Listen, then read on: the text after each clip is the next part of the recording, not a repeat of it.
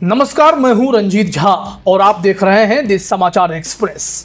राहुल गांधी को रोकने के लिए सुप्रीम कोर्ट में नया केस किया गया है। इस बार जो याचिका लगाई गई है इसमें सिर्फ राहुल गांधी ही नहीं बल्कि पूरी की पूरी कांग्रेस पार्टी और उनकी पार्टी के राष्ट्रीय अध्यक्ष मल्लिकार्जुन खड़गे को भी टारगेट पर लिया गया है। मांग तो बहुत बड़ी की गई है, डिपेंड करेगा कि सुप्रीम कोर्ट इस केस को डील कैसे करता है। लेकिन यह केस हुआ क्यों, इस पैटर्न को यहां समझना जरूरी है। आज दिन में ही हमने आपको एक रिपोर्ट दिखाई थी कि राहुल गांधी के सपोर्ट में एक PIL सुप्रीम कोर्ट में दाखिल की गई है, जिसमें यह मांग की गई है कि राहुल गांधी ने जो चुनाव आयोग पर वोट चोरी के आरोप लगाए हैं या वोटर लिस्ट में गड़बड़ी के आरोप लगाए हैं, उसकी जांच किसी पूर्व जज के नेतृत्व में SIT बनाकर की जाए। साथ ही साथ कई और महत्वपूर्ण निर्देश दिए गए हैं, हम उस पर आगे आएंगे। लेकिन अभी एक पैटर्न को समझना पड़ेगा। आप जानते हैं कि राहुल गांधी इन दिनों बिहार में वोटर अधिकार यात्रा लेकर निकले हुए हैं। लाखों लोग उनकी रैलियों में जुड़ रहे हैं और राहुल गांधी उन्हें यह मैसेज देने में सफल हो रहे हैं कि बीजेपी की कोई भी जीत स्वाभाविक जीत नहीं है, इसमें चुनाव आयोग की ताकत भी शामिल है। वोट चोरी से जीत हुई है ऐसे आरोप लगाए जा रहे हैं, लिहाजा चुनाव आयोग तिलमिलाया हुआ है। और चुनाव आयोग की तिलमिलाहट सिर्फ वोटर अधिकार यात्रा से ही शुरू नहीं हुई थी, बल्कि राहुल गांधी ने जब एक प्रेजेंटेशन दिया था प्रेस कॉन्फ्रेंस में बेंगलुरु के एक सीट को लेकर कि वहां उन्होंने काफी रिसर्च के बाद यह पता लगाया है कि वोट की चोरी की गई है। वोटर लिस्ट को लेकर उन्होंने कई खुलासे किए, वोट चोरी का पूरा आंकड़ा दिखाया, जिसके बाद चुनाव आयोग को मिर्ची लगी। चुनाव आयोग ने राहुल गांधी से एफिडेविट मांगा ताकि इसके नाम पर राहुल गांधी अपना कदम पीछे खींच ले। वैसे तो राहुल गांधी रुक नहीं रहे, राहुल गांधी नहीं माने, उन्होंने पलटवार कर दिया कि जैसा आरोप हम लगा रहे हैं अनुराग ठाकुर ने भी आरोप लगाए, आपने उनसे तो एफिडेविट की मांग नहीं की है। चुनाव आयोग के लिए न तो कोई विपक्ष है न तो कोई पक्ष है, सब समकक्ष हैं। कुछ दिन पहले बीजेपी के लोग प्रेस कॉन्फ्रेंस करते हैं, उनसे कोई एफिडेविट नहीं मांगा, उन्हीं का डेटा है, उन्हीं के आंकड़े हैं, मुझसे एफिडेविट मांग रहे हैं। फिर चुनाव आयोग को लगा कि राहुल गांधी जिस गति से चुनाव आयोग की पोल खोल रहे हैं, वैसे तो इस संवैधानिक संस्था की अहमियत भी कम होती जा रही है, साख गिरती जा रही है। क्या करें, चुनाव आयोग ने प्रेस कॉन्फ्रेंस बुलाई, विशेष तौर पर राहुल गांधी को जवाब ही देने के लिए। मीडिया के कई बंधु आए, कई तीखे सवाल हुए, सहूलियत के सवाल पर भी अटपटा सा जवाब CEC ज्ञानेश कुमार देते नजर आए।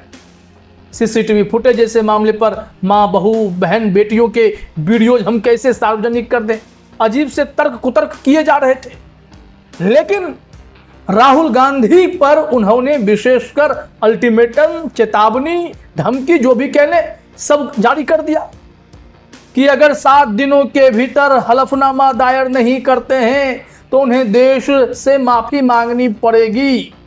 जो अंदाज था, फिल्मी डायलॉग CEC ज्ञानेश कुमार लगातार बोले जा रहे थे। फिर भी राहुल गांधी थमे ही नहीं, वो रुके ही नहीं। उन्होंने कहा चुनाव आयोग की पोल तो हम खोल कर रहेंगे। फिर वो निकल पड़े बिहार में लगातार रैलियां कर रहे हैं। चुनाव आयोग को लगा कि इनके प्रेस कॉन्फ्रेंस के बाद चुनाव आयोग की विश्वसनीयता बहाल हो जाएगी, CEC ज्ञानेश कुमार दूध के धुले कहलाएंगे। लेकिन ऐसा हुआ नहीं। कई लोगों ने उन्हें कहा कि सबसे बेवकूफियों से भरा फूहर press conference CEC Gyanesh Kumar ने किया है। पत्रकार, वरिष्ठ पत्रकार हैं दिबांग जी, उन्होंने तो एकदम खुले तौर पर CEC ज्ञानेश और चुनाव आयोग की आलोचना की थी। उसी प्रेस कॉन्फ्रेंस में राहुल गांधी से जुड़ा जब सवाल आया था, हलफनामा वाला मामला, तो पत्रकार ने पूछ दिया कि अखिलेश यादव ने तो एफिडेविट दिया था, उड़ीसा से बीजेडी, बीजू जनता दल ने तो एफिडेविट में आपके सामने आरोप रखे थे लेकिन आपने कोई कार्रवाई नहीं की। सीसी ज्ञानेश कुमार शक पका गए और कहते हैं कि हलफनामा किसी ने नहीं दिया था, सारी बातें झूठ। अखिलेश यादव ने अगले ही दिन सबूत दिखा दिए।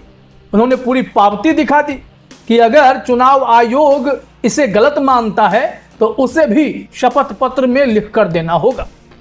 लेकिन चुनाव आयोग राहुल गांधी को नहीं रोक सका। फिर क्या हुआ?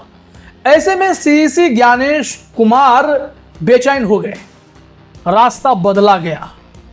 अब एक याचिका सुप्रीम कोर्ट में पड़ी है जो राहुल गांधी को रोकने के लिए कि वोटर अधिकार यात्रा पर बैन लगा दिए जाए, उन्होंने जो आरोप लगाए हैं उस पर एसआईटी बिठा दी जाए, साथ ही साथ कांग्रेस पार्टी का रजिस्ट्रेशन ही रद्द कर दिया जाए। जरा आप अपने स्क्रीन पर देखिए लाइव लॉ की रिपोर्ट क्या कहती है। इसमें कहा जा रहा है कि सुप्रीम कोर्ट में एक जनहित याचिका दायर की गई है जिसमें भारतीय राष्ट्रीय कांग्रेस आईएनसी को राजनीतिक पार्टी के रूप में मान्यता खत्म करने और पार्टी के नेताओं राहुल गांधी और खड़गे के चुनाव आयोग के खिलाफ वोट चोरी वाले कैंपेन की जांच के लिए एक एसआईटी बनाने की मांग की गई है। जो पिटिशनर हैं उन्होंने तुरंत अस्थायी तौर पर कांग्रेस, राहुल गांधी, मल्लिकार्जुन खड़गे और उनके सहयोगियों को चुनाव आयोग की निष्पक्षता, विश्वसनीयता या अधिकार को कमजोर करने वाले कोई भी सार्वजनिक बयान, भाषण, अभियान या लेख छापने से रोकने की मांग की है जब तक मामला कोर्ट में चल रहा है। ये जो सतीश कुमार अग्रवाल हैं अखिल भारत हिंदू महासभा के पूर्व उपाध्यक्ष हैं और अगर ये हिंदू महासभा से हैं तो संघ में भी अच्छी पकड़ रखते होंगे। अगर आप इस तार को जोड़ते हुए चुनाव आयोग तक जाते हैं तो आप समझेंगे कि सीसी ज्ञानेश कुमार की चेतावनी, प्रेस कॉन्फ्रेंस राहुल गांधी को रोक नहीं पाई, तो फिर अब बीजेपी के सहारे चुनाव आयोग राहुल गांधी को रोकने की तैयारी में है सुप्रीम कोर्ट में। इसीलिए तो यह याचिका गई है। याचिकाकर्ता सतीश कुमार अग्रवाल के लिए एडवोकेट अभिषेक ने केस लगाया है। इन्होंने अपनी याचिका में दलील दी है कि कांग्रेस, राहुल गांधी और मल्लिकार्जुन खड़गे द्वारा चुनाव आयोग के खिलाफ देश भर में चलाए जा रहे गैर संवैधानिक प्रचार और अभियान से वे दुखी हैं।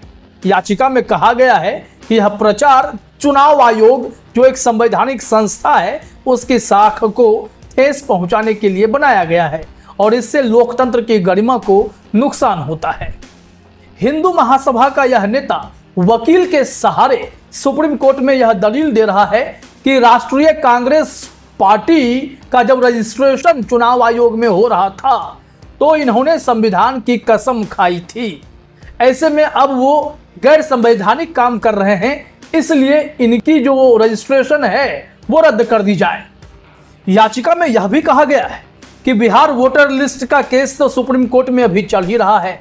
ऐसे में बिहार में जाकर राहुल गांधी ऐसी रैलियां क्यों कर रहे हैं, चुनाव आयोग पे आरोप क्यों लगा रहे हैं, सत्ता के साथ साठगांठ का आरोप क्यों लगा रहे हैं, साथ ही साथ कह रहे हैं कि ये सीसी ज्ञानेश कुमार की छवि भी खराब कर रहे हैं।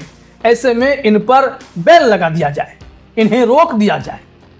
आखिर चुनाव आयोग खुद सफल नहीं हो सका, अपने आप को पाक साफ साबित नहीं कर सका, तो फिर ऐसे जरिया के सहारे चुनाव आयोग चाहता है कि आवाज विपक्ष की बंद कर दी जाए। लेकिन आपको बता दें कि इसके उलट एक याचिका सुप्रीम कोर्ट में पड़ी, पहले उनकी ही पड़ी थी रोहित पांडे जी की, जिन्होंने कहा था कि राहुल गांधी के आरोपों पर चुनाव आयोग के वोटर लिस्ट की पूर्व जज के नेतृत्व में एसआईटी बनाकर जांच की जाए। तब तक चुनाव आयोग जो प्लान बना रहा है पूरे देश में एसआईआर करने का, उसे रोक दिया जाए। वोटर लिस्ट के संशोधन का काम तब हो जब कोई स्वतंत्र एजेंसी इस मामले में वोटर लिस्ट की प्रामाणिकता जांच दे। अब ऐसी याचिका जब सुप्रीम कोर्ट में पड़ेगी तो चुनाव आयोग की नींद उड़नी तय है। लिहाजा अब पैरेलल में एक और याचिका सुप्रीम कोर्ट में लगा दी गई जहां राहुल गांधी को रोकने के आदेश देने की मांग की गई है।